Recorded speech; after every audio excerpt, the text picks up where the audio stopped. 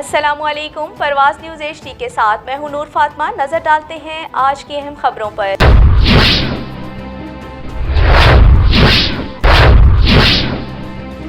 Government elementary school चक number 20 MB का एजाज़ ज़िला level पर क्रिकेट मुकाबलों में पहली पोजीशन हासिल कर ली। अवामी, समाजी और तालीमी हलकों की तरफ से इंतज़ामिया इदारा को मुबारकबाद। मज़ीद तफसीलात से आगाह कर रहे हैं हमारे डिविजनल ब्यूरो चीफ राजा नूर इलाही आतिफ अपनी इस रिपोर्ट में।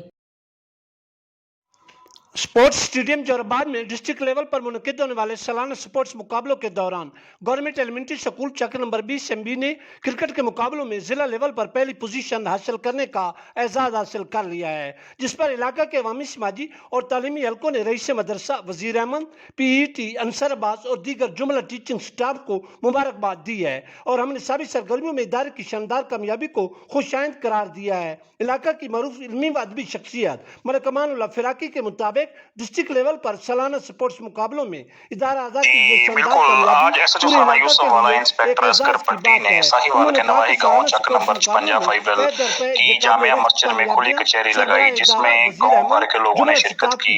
इस मौके पर एसएचओ थाना यूसुफ वाला इंस्पेक्टर असगर पट्टी का कहना था कि अवाम के ताउन के बगैर जराइम को खत्म करना मुश्किल नहीं नामुमकिन है।